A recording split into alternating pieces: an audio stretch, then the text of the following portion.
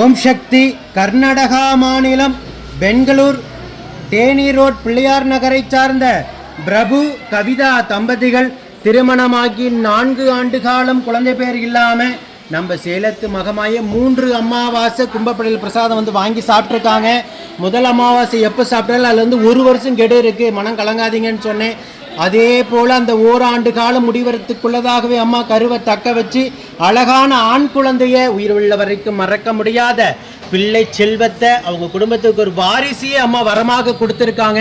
அம்மனுக்கு நன்றி கடனாக தேங்காய் பழம் பூமாலை பட்டு வஸ்திரம் அதே போல் அம்மனுக்கு அலங்காரத்துக்கு நகைகள் கொடுத்துருக்காங்க, பச்சை பயிர் வழங்கியிருக்காங்க. அன்னதானத்துக்கு ஒரு சிப்பம் அரிசியும் காணிக்கையாக வழங்கிட்டு உங்கள் முன்னாடி சாட்சியாக நின்றுட்டுருக்காங்க.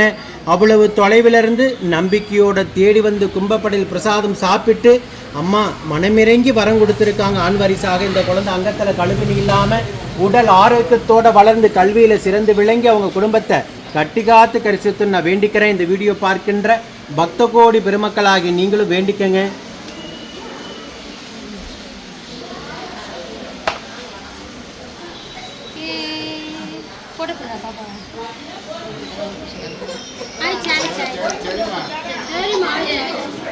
போயிட்டு